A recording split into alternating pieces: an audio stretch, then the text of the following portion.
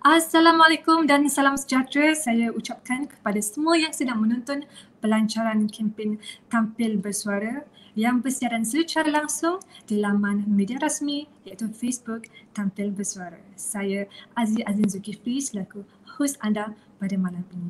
Dan saya tidak keseorangan ya tuan-tuan dan puan-puan, kerana malam ini saya ditemani oleh seorang wanita yang sangat hebat dan juga duta kepada kempen Tampil Bersuara. Dan saya perkenalkan saudari Cindy Ong.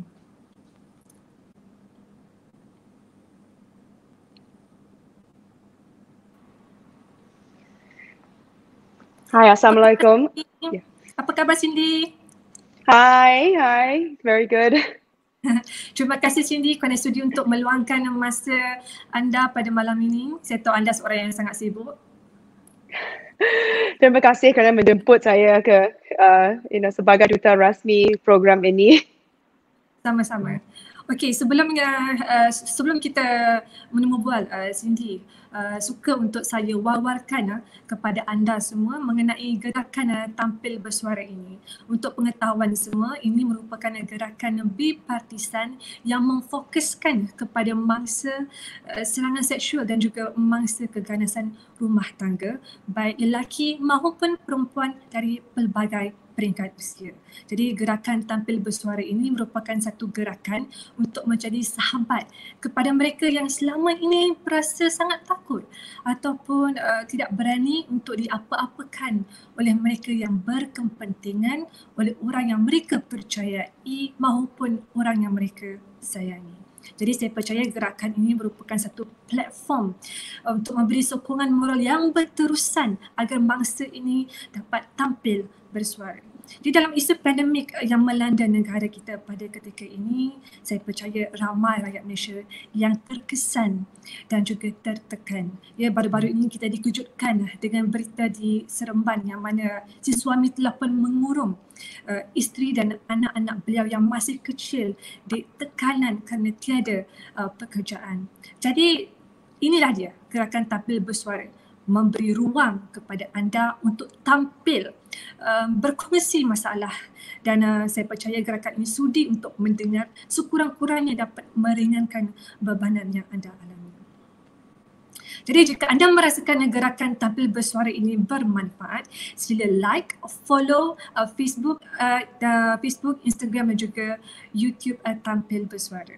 Jadi pada anda semua yang tidak mengenali Cindy Ong yang dengan lebih dekat lagi, ingin saya kongsikan di sini bahawa beliau merupakan ibu kepada 3 orang cahaya mata. Beliau merupakan bekas perenang negara yang mana saya difahamkan beliau mengungguli 5 pingat emas di kejohanan dunia peringkat Masters. Dan duta kita ni bukan kaling-kaling ya. Bukan kaling-kaling duta Tampil Bersuara kita ni seorang yang sangat hebat. Dan kini beliau bergerak aktif sebagai seorang pelatih kecergasan. Jadi hadirnya beliau pada pelancaran kempen kita pada malam ini bukan sahaja sebagai duta Tampil Bersuara, tetapi beliau juga merupakan salah seorang daripada beribu-ribu mangsa gangguan seksual. Jadi saya difahamkan beliau mengalami gangguan seksual ketika beliau menjadi atlet negara, atlet renang negara kira-kira 20 tahun yang lalu. Jadi saya pasti sudah tentu sukar untuk Cindy memadam memori hitam tersebut. Jadi saudara Cindy ya, dengar saya? Ya. Jadi boleh kalau boleh saudari Cindy kongsikan sedikit pengalaman anda sebagai mangsa gangguan seksual kepada semua. Ya, Assalamualaikum dan salam sejahtera saudara-saudari sekalian. Apa khabar semua? Waalaikumsalam. Saya berharap saudara-saudari dapat terus menjalani kehidupan seharian dengan lancar memandangkan situasi COVID-19 terkini masih lagi berada di tahap membimbangkan. Saya juga ingin meminta maaf sekiranya bahasa Malaysia saya ada kekurangan kerana habis belajar tingkatan 5 tu sudah begitu lama sekali. So bahasa Melayu dah maybe a bit rusty ya. Sebenarnya isu gangguan seksual ini berlaku di mana-mana kepada sesiapa sahaja. Kes yang saya dedahkan baru-baru ini juga terjadi semasa saya masih remaja lagi, sewaktu bertanding di Singapura sebagai seorang perdana negara. Jurulatih tersebut masuk ke dalam bilik saya dan menyentuh, dia menyuruh saya melelapkan mata. Kemudian dia duduk di sebelah saya dan mula mengusap bau saya. Selepas tu, tangan dia mula pula meliar ke tempat lain. Ya, saya yakin bahawa saya ialah mangsa kepada produk masyarakat kita yang budayanya patriarki dan sifat wanita yang harus berdiam diri. Kerana masa dulu lagi, semasa kita kecil, tak adalah yang ada macam awareness macam ini.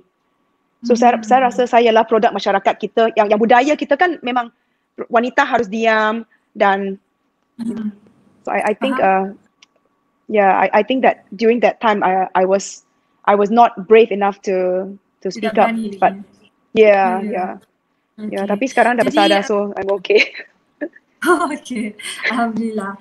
Jadi kalau sendiri setuju tak kalau saya katakan kebanyakan mangsa yang pernah mengalami gangguan seksual ini, mereka mungkin sukar ataupun tidak mahu untuk bersuara kerana takut akan stigma masyarakat, takut akan stigma victim blaming.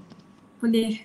Oh yeah, definitely, because kebelakangan ini saya pun sudah jadi victim. Ramai yang blame saya sebagai victim, sebagai mangsa, dan memang teruk sekali. Sebenarnya saya sudah jadi mangsa cyberbullying. Saya pun dah report polis kebelakangan ini. Masyarakat kita ini berbudaya menyalahkan mangsa yang berakar umbi sejak dahulu lagi. Pada saya agak sukar untuk menukar fikiran atau mindset ini. Tapi ia boleh dicapai jika inisiatif datang dari masyarakat, terutamanya pihak kerajaan. So I think it has to be a top-down approach lah. Jangan macam kita satu campaign suruh satu orang tukar mindset dia, suruh dua orang tukar mindset dia. Terus kita top-down approach untuk masyarakat lah. Selepas pendedahan saya, sebab ramai individu yang menyalahkan saya kerana pakaian renang yang ketat dan tidak menutup aurat katanya. Sedangkan itu adalah pakaian rasmi renang saya.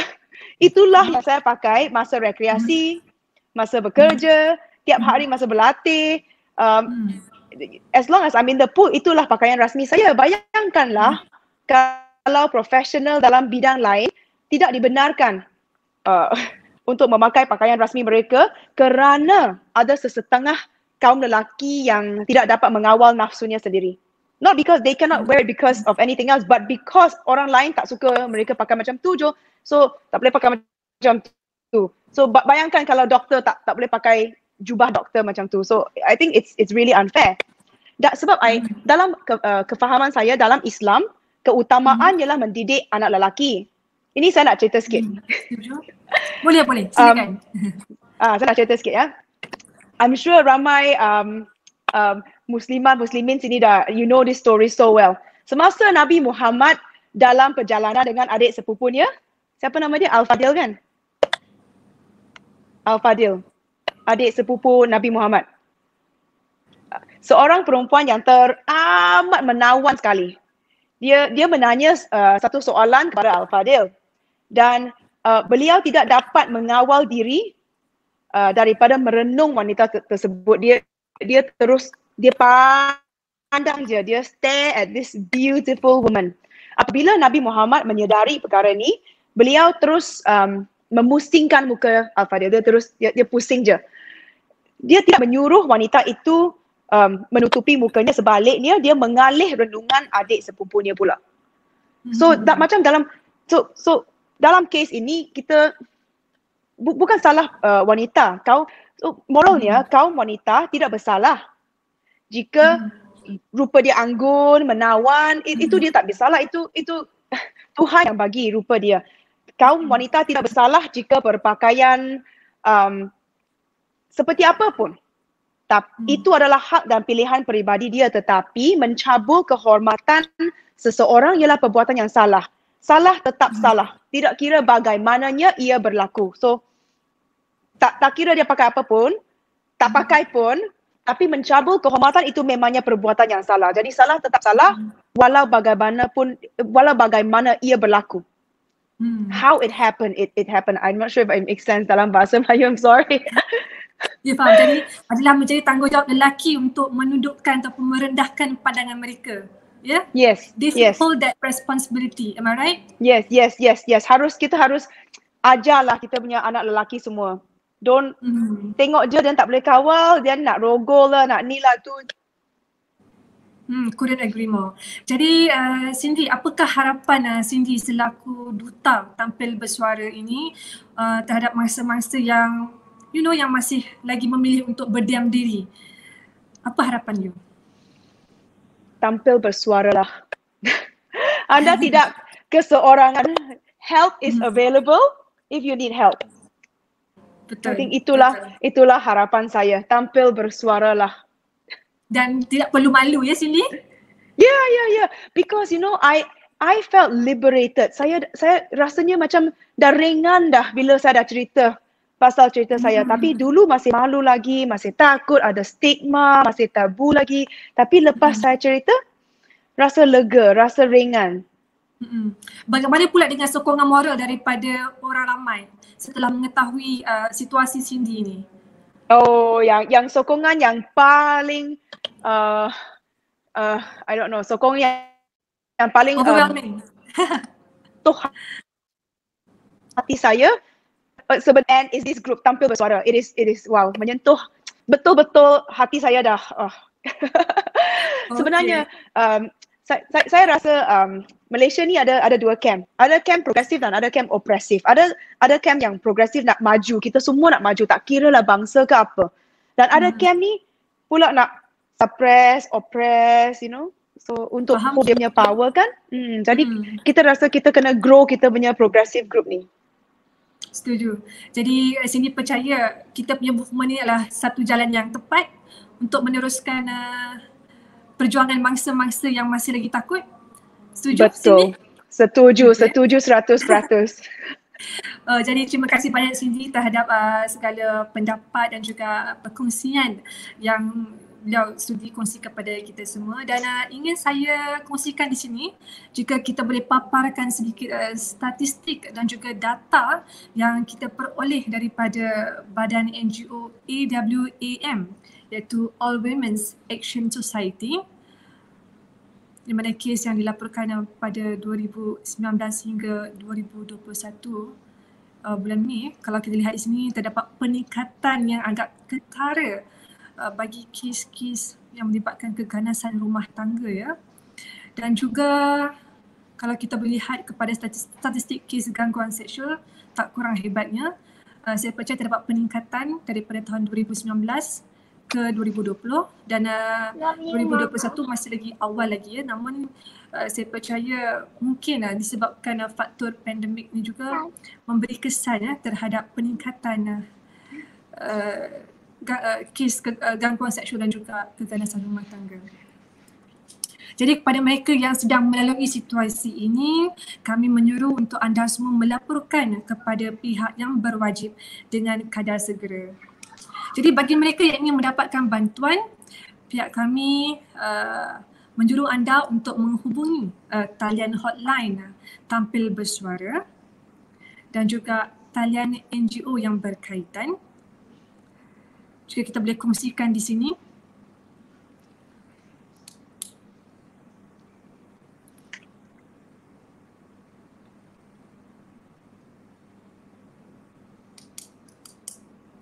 Ya, seperti mana dalam poster kita ada talian hotline tampil bersuara.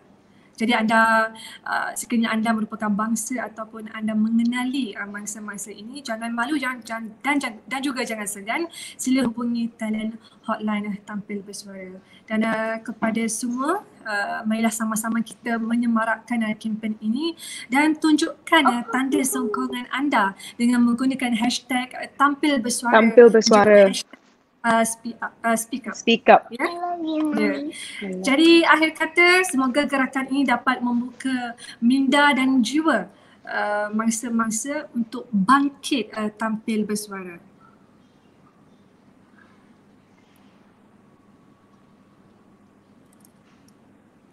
Yes, I hope that more people come forward to speak up because it will really liberate more people, and then we're moving toward a greater society. Indeed. Dan sekiranya anda, audiens kita mempunyai beberapa soalan, boleh diajukan di laman Facebook kami.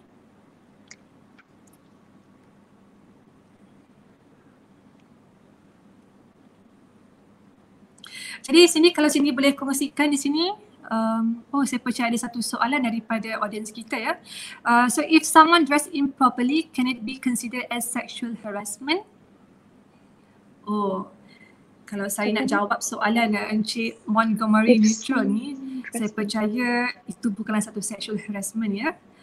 Itu tidak tergolong kepada sexual harassment. It doesn't belong to sexual harassment, sir. Ya.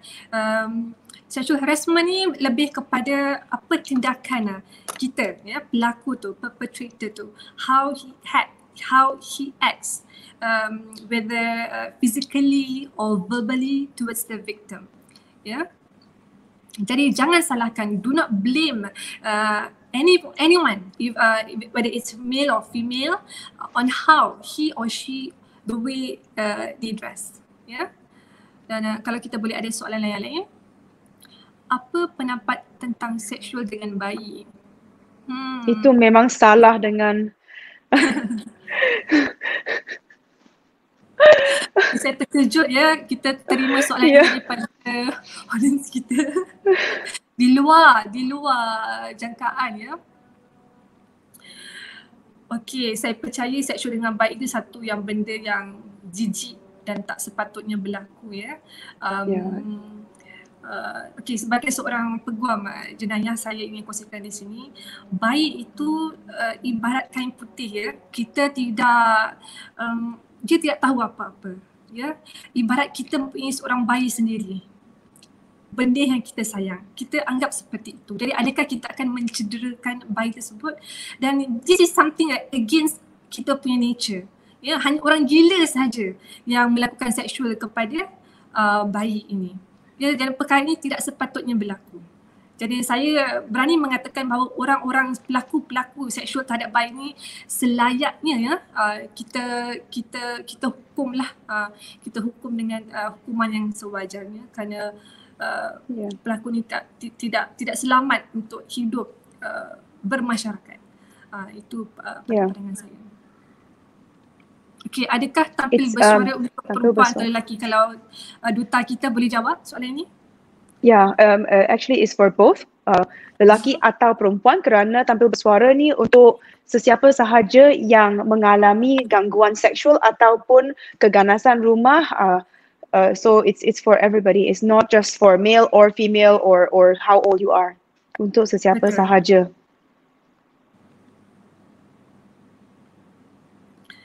Jadi ada soalan lain?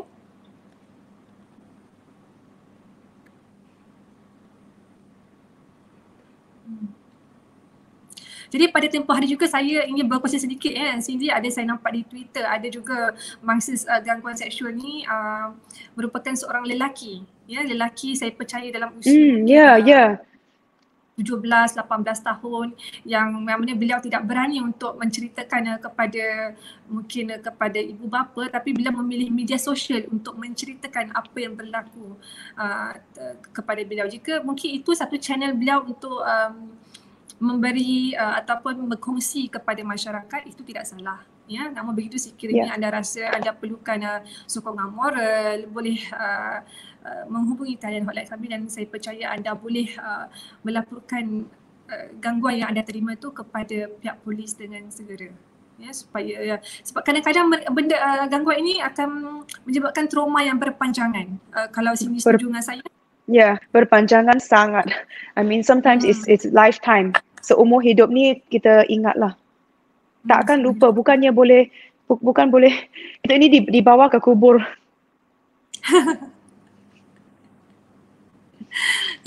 Jadi macam mana Cindy memperoleh kekuatan untuk tampil tu? Adakah Sebenarnya kerana Ain. Betul-betul Kerana Ain Husniza. Ya, yang I aktivis. Ya, selepas pendedahan dia, dan saya rasa I think it's time for the world to know that gangguan seksual ini berlaku di mana-mana saja, sebab ramai yang tak tahu gangguan seksual ini berlaku di arena sukan. Kita tahu tempat kerja, tempat awam ada, tapi dalam sukan ramai yang belum tahu lagi. So I thought it's time.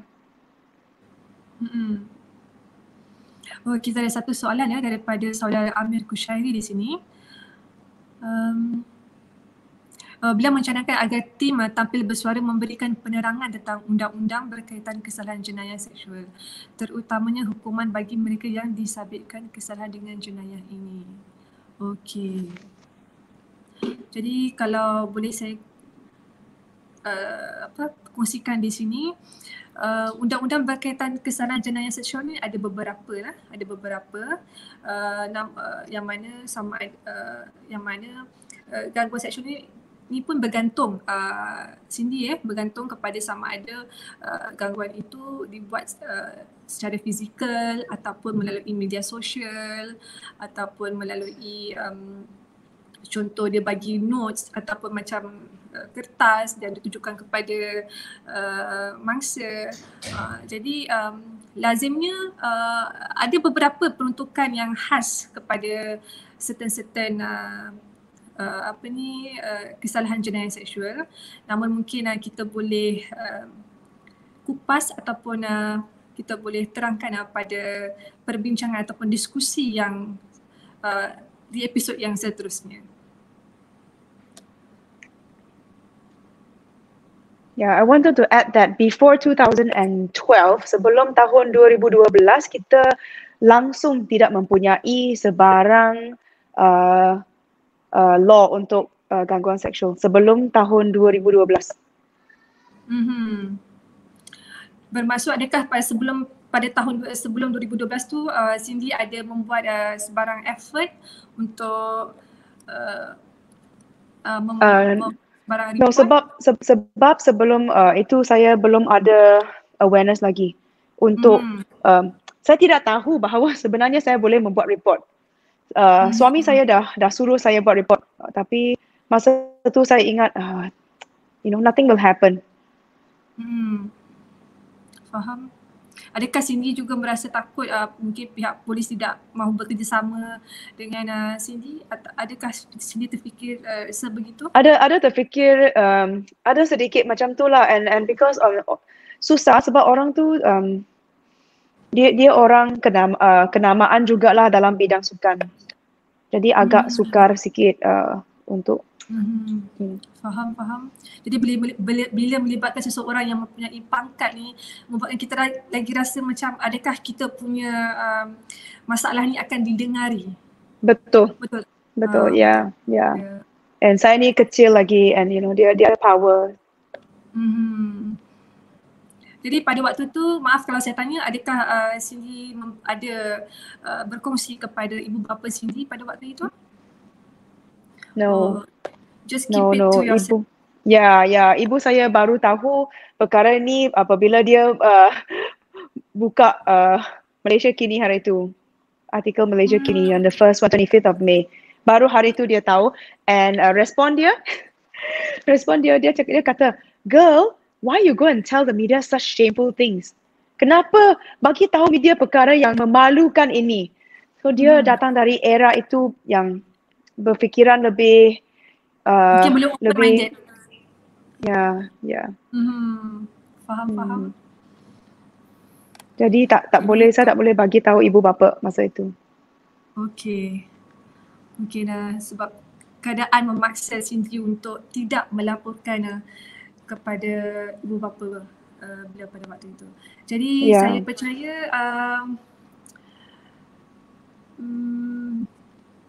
kita sudah menghampiri sebelum tu saya ingin baca sedikit komen. Ya, di sini Encik Safniza ada mengatakan thank you for sharing. Cindy Ong keep inspiring more. Nah, ni dia.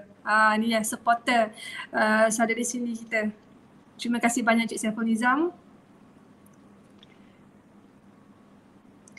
I think ada beberapa kawan saya online sekarang yang tengah live.